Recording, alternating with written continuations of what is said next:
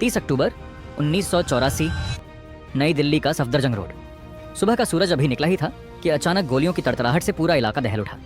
भारत की सबसे ताकतवर महिला आयरन लेडी इंदिरा गांधी अपने ही घर के आंगन में खून से लथपथ पड़ी थी।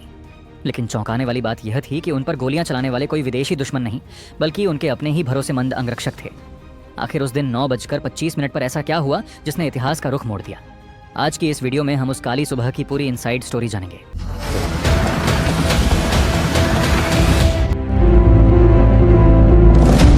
कहानी शुरू होती है सुबह करीब 7:30 बजे। इंदिरा गांधी हमेशा की तरह जल्दी तैयार हो गई थीं।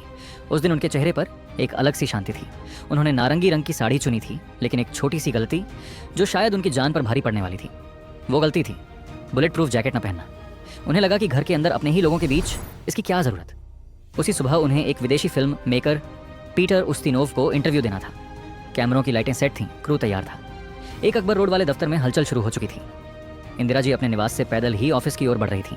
उनके साथ उनके सेक्रेटरी R.8 के धवन और सिपाही नारायण सिंह भी थे। रास्ते में उन्होंने हंसी मजाक भी किया, लेकिन उन्हें नहीं पता था कि मौत गेट पर उनका इंतजार कर रही है। जैसे ही वो उस छोटे से गेट के पास पहुंची, वहां 2 गार्ड तैनात थे, बेअंत सिंह और सतवंत सिंह। बेअंत, जो पिछले 10 सालों से इंदिरा जी की परछाई बनकर रहता था। जैसे ही इंदिरा गांधी पास आईं, उन्होंने हमेशा की तरह मुस्कुराकर हाथ जोड़े और कहा, नमस्ते। लेकिन नमस्ते के जवाब में बेअंत ने अपनी सरकारी .38 रिवॉल्वर निकाली और सीधा इंदिरा जी के सीने में 3 गोलियां दाग दी। इससे पहले कि कोई कुछ समझ पाता, बेअंत चिल्लाया, गोली चलाओ। और फिर सतवंत सिंह ने अपनी स्टेनगन से 25 से ज्यादा गोलियां उनके शरीर में उतार दी।